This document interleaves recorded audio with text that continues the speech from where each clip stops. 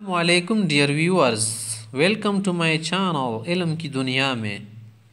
Channel کو subscribe کیجیے، videos کو بھی شیئر کیجیے، سنتے جائیے۔ سیریز ہے اہل حق کیا کرے، قسط نمبر 28۔ ہم نے یہاں پر ایک بات بتائی تھی کہ آدمی حق ہو مانا شریعت کے مطابق ہو، سنت کے مطابق ہو۔ اگر شریعت و سنت کے مطابق نہ ہو تو آدمی حق نہیں کہا جائے گا۔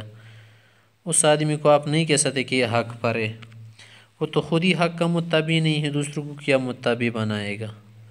قسط نمبر 28 میں یہ سن لے کہ بات حق ہو۔ بات حق ہو کا کیا معنی ہے؟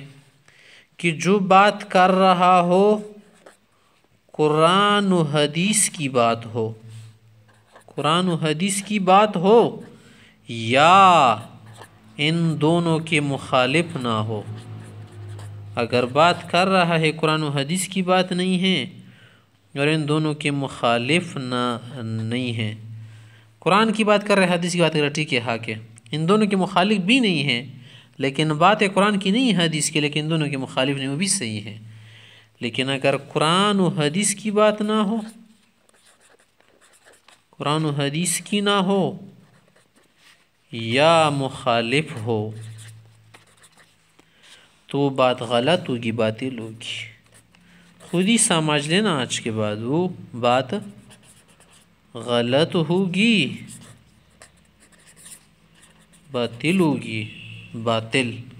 ایسی بات کا کوئی اعتبار نہیں ہوگا۔ تو حضرات محترم ان باتوں کو سمجھ لیجئے گا، کیونکہ بہت سارے لوگ کہتے یار یہ تو بڑی کیا کر رہے، صحیح باتیں کر رہے، بہت ٹھیک بات بول رہے یار۔ تو آپ کے پاس کسوٹی پیمانہ ہونا چاہیے کہ جس پر آپ کیا کر سکے، پرکھ تو سکے، جانچ لے، ذرا پرکھ لے کہ یہ بات جو کر رہے قرآن کی ہے نہیں ہے، حدیث کی ہے نہیں ہے، ان دونوں کی موافق ہے نہیں ہے۔ تو جب یہ موافق ہی نہیں ہے تو یہ کس کی بات ہوگی نا، خود ہی آگے فیصلہ کر لیجیے۔